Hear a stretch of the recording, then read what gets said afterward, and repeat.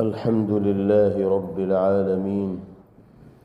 والصلاة والسلام على سيدنا ونبينا ومولانا محمد وعلى آله وأصحابه الطيبين الطاهرين. أما بعد، فعن أبي ذر الغفاري رضي الله تعالى عنه أنه قال: قال رسول الله صلى الله عليه وسلم: اتق الله حيثما كنت وأتبع السيئة الحسنة تمحها وخالق الناس بخلق حسن، أو كما قال صلى الله عليه وسلم. سیدنا حضرت ابو ذر غفاری رضی اللہ تعالی عنہ، جو نبی کریم علیہ الصلاۃ کے اس ارشاد گرامی کو نقل فرما رہے ہیں، ان کا اصل نام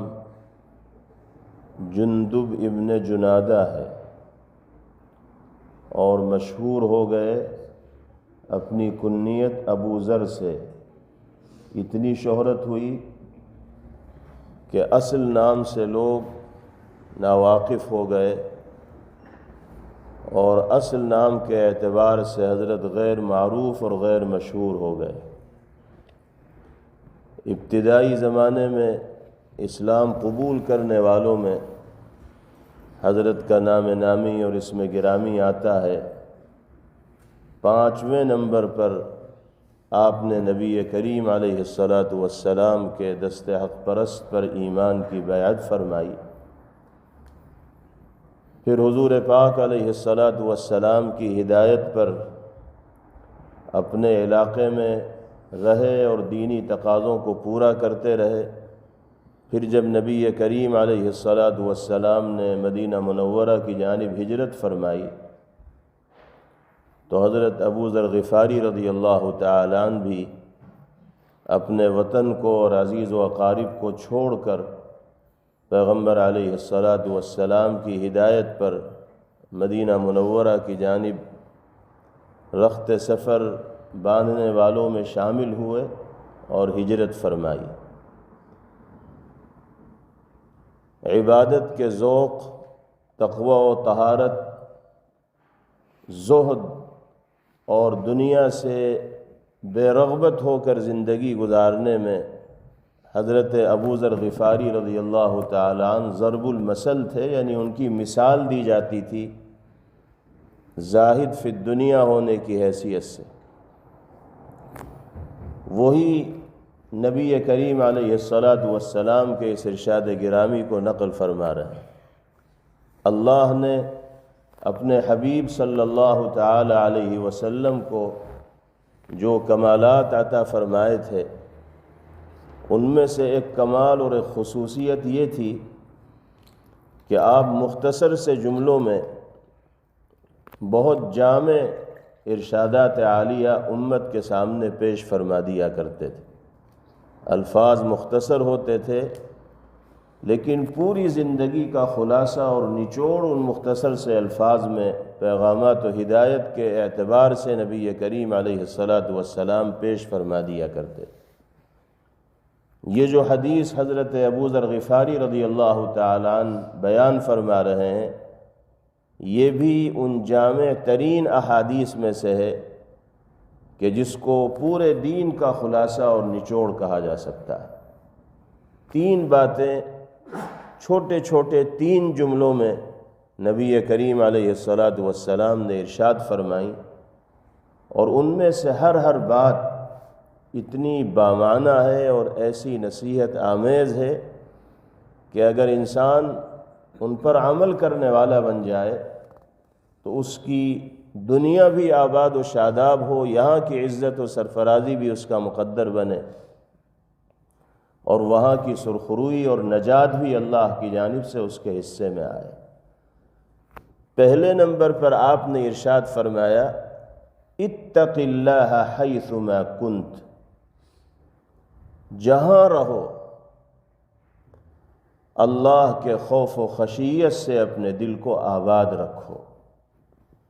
اور ہر لحظہ یہ سوچتے رہو کہ تمہیں اپنے اعمال کے سلسلے میں اللہ کی بارگاہ میں جواب دہ ہونا ہے۔ گھر میں ہو تو یہ خیال دل میں ہونا چاہیے، بازار میں ہو تو یہ خیال دل میں ہونا چاہیے، رشتہ داروں کے درمیان ہو تو یہ خیال دل میں رہنا چاہیے، جلوت میں ہو یا خلوت میں ہو، تنہائی میں ہو یا لوگوں کے درمیان ہو، یہ احساس ہر دم انسان کے دل میں زندہ رہنا چاہیے کہ اسے اپنے ہر عمل کے سلسلے میں اللہ کی بارگاہ میں ایک دن جواب دینا ہوگا۔ اس استحضار کے ساتھ اگر انسان دنیا میں زندگی گزارے گا تو کبھی اس کی زبان بے لگام و بے قابو نہیں ہوگی، کبھی اس کی نگاہیں خطا نہیں کریں گی، کبھی اس کے قدم غلط جگہوں کی طرف نہیں اٹھیں گے، اور کبھی وہ اپنے ہاتھ کے غلط استعمال کے بارے میں سوچے گا بھی نہیں، بلکہ وہ اس خیال سے لرزے گا اور کانپے گا کہ اگر میں نے کوئی غلطی کی تو اللہ کو میں کیا منہ دکھاؤں گا، کس منہ سے اپنے مالک کا سامنا کروں گا جس نے مجھے پیدا کیا اور طرح طرح کی نعمتوں سے مالا مال کیا، جس کے ٹکڑوں پہ میں پل رہا ہوں، زندگی گزار رہا ہوں۔ مجھے اس کی اجازت کہیں سے کہیں تک نہیں ہو سکتی کہ اس کی مرضی اور منشا کے خلاف میں اپنے اس جسم سے کوئی حرکت کروں جو حقیقتاً میرا نہیں ہے بلکہ وہی اس کا مالک ہے، اور اس نے فائدہ اٹھانے کے لیے چند دنوں کے واسطے جسم مجھے دیا ہے۔ آپ اگر غور کریں گے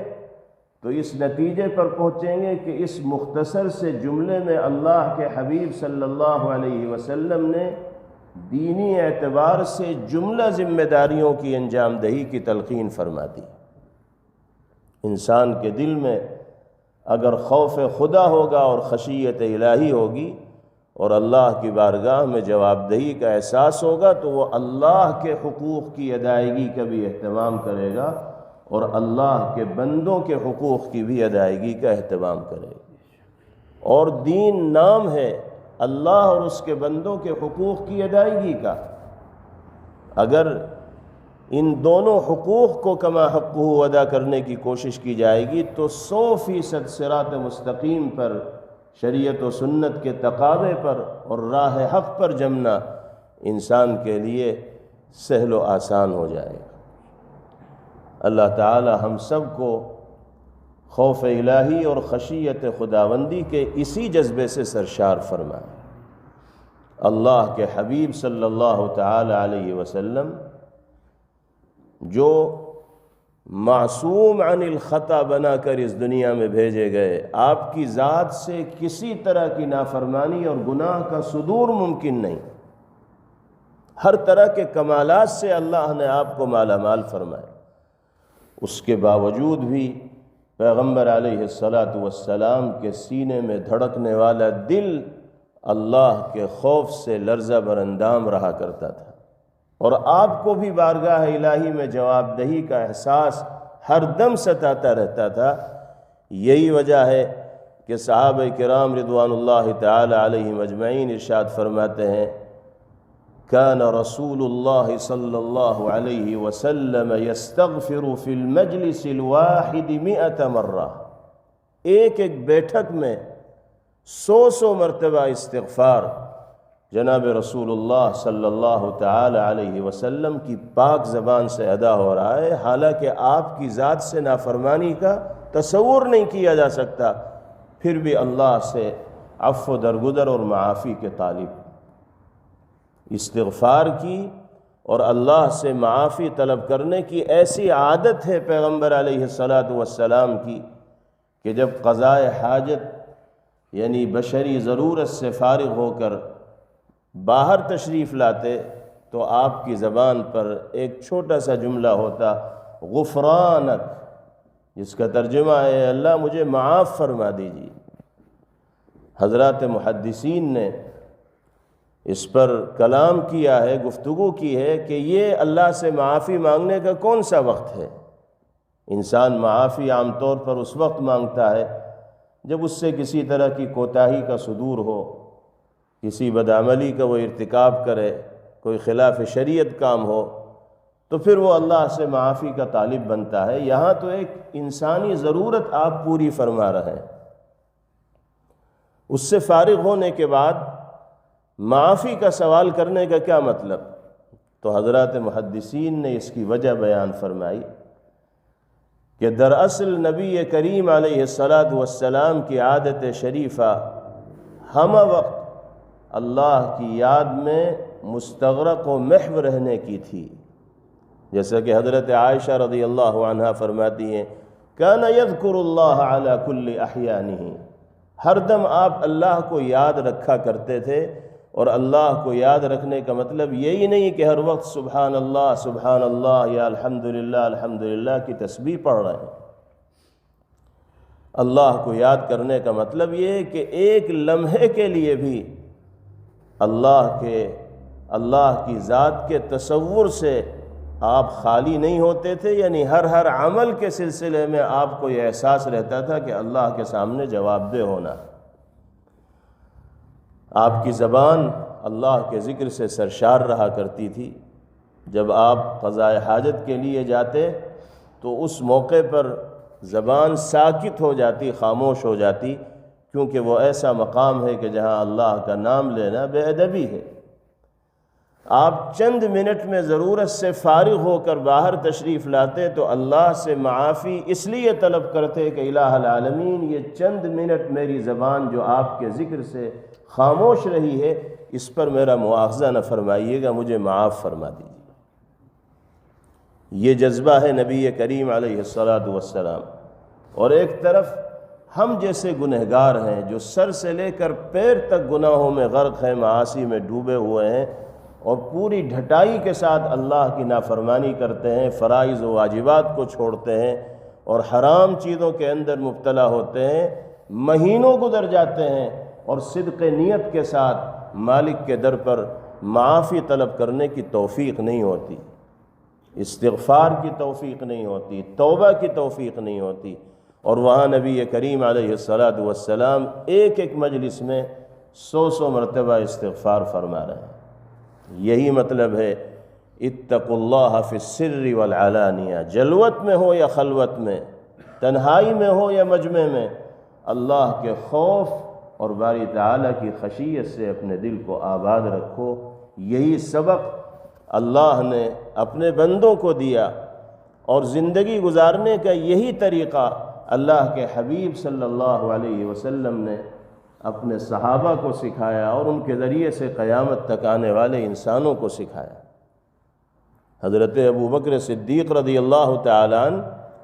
انبیاء کرام علیہم الصلوات والتسلیم کے بعد انسانوں کے طبقے میں پہلے نمبر کی کوئی شخصیت اگر ہو سکتی ہے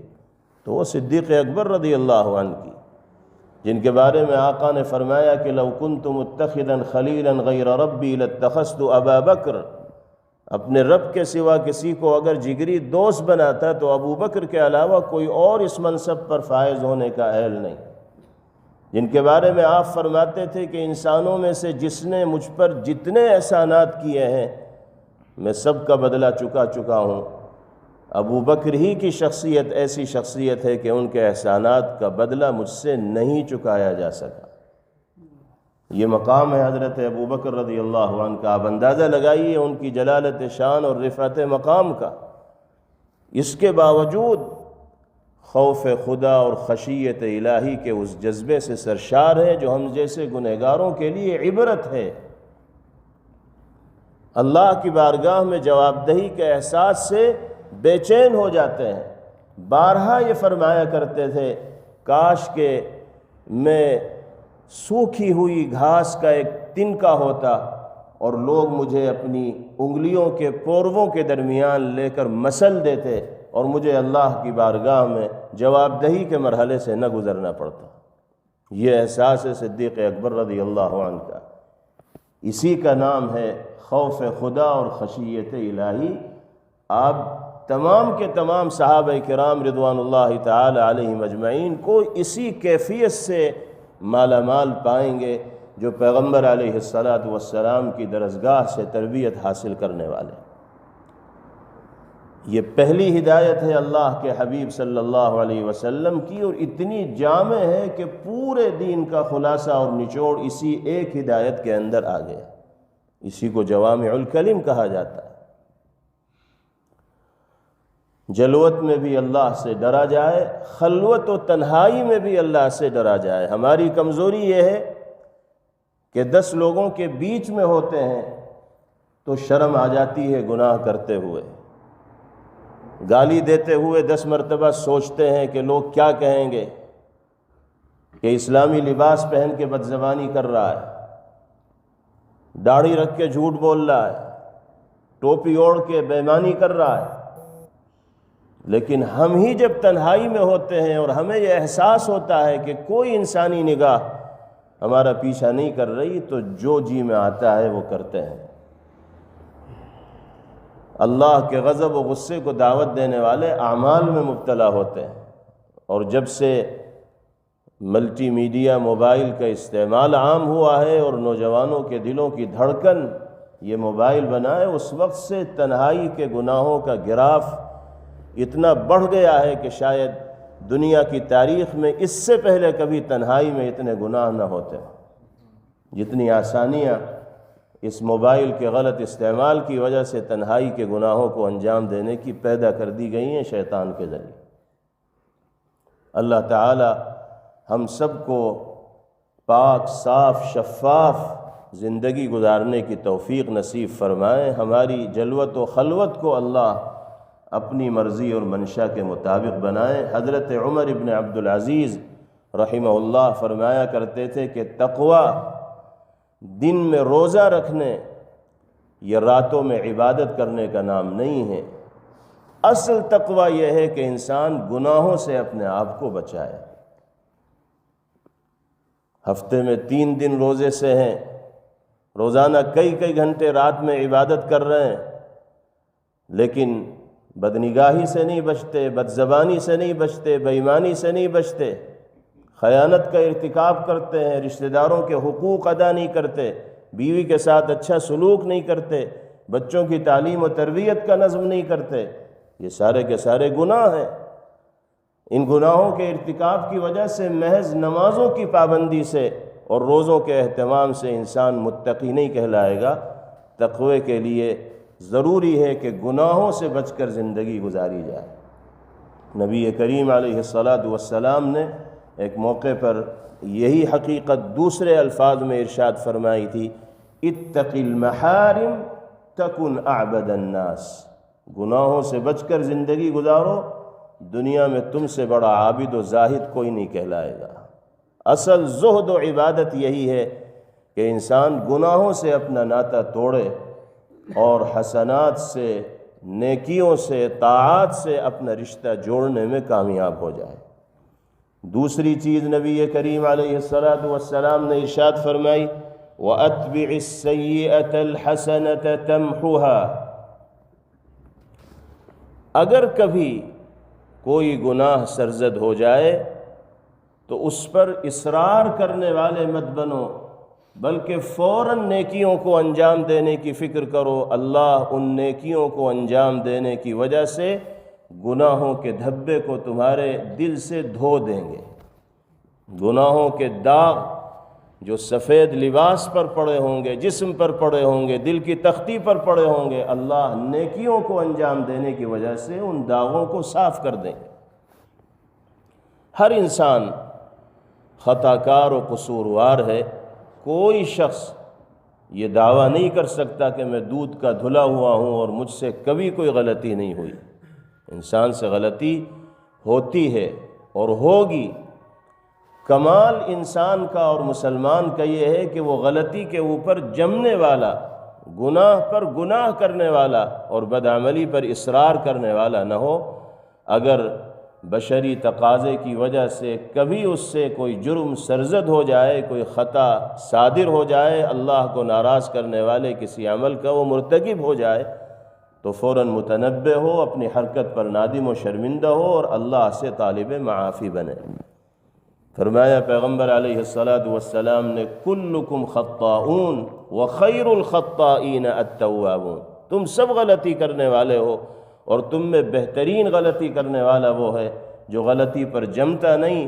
بلکہ توبہ کرتا ہے اور اللہ کے حضور روتا ہے، گڑ گڑاتا ہے، اپنے گناہوں کے سلسلے میں معافی کا طالب بنتا ہے۔ اتبع السیئۃ الحسنہ تمحها، کبھی کوئی غلطی ہو جائے تو اس کے بعد نیکیوں کو انجام دینے کی فکر کرو، ان نیکیوں کی وجہ سے اللہ گناہوں کے اثرات زائل فرما دیں گے۔ قرآن کریم میں ارشاد فرمایا گیا ان الحسنات یذہبن السیئات، نیکیاں برائیوں کو ختم کر دیتی ہیں، برائیوں کا جنازہ نکال دیتی ہیں۔ گناہ ہو بشری تقاضے کی وجہ سے تو توبہ کی طرف انسان سبقت کرے، استغفار کی طرف سبقت کرے، نماز کی طرف سبقت کرے، صدقے کی طرف سبقت کرے، اللہ کو راضی کرنے والے اعمال کو انجام دے۔ ان طاعات کو انجام دینے کی وجہ سے گناہوں کے داغ اور گناہوں کے دھبے دھل جائیں گے۔ تیسری اور آخری نصیحت نبی کریم علیہ السلام نے فرمائی خالق الناس بخلق حسن۔ نمبر 1، تقوی کی صفت سے متصف ہو کر زندگی گزارو، جلوت و خلوت کو یکساں بناؤ، اللہ کی بارگاہ میں جواب دہی کا احساس ہر دم اپنے دل میں زندہ رکھو۔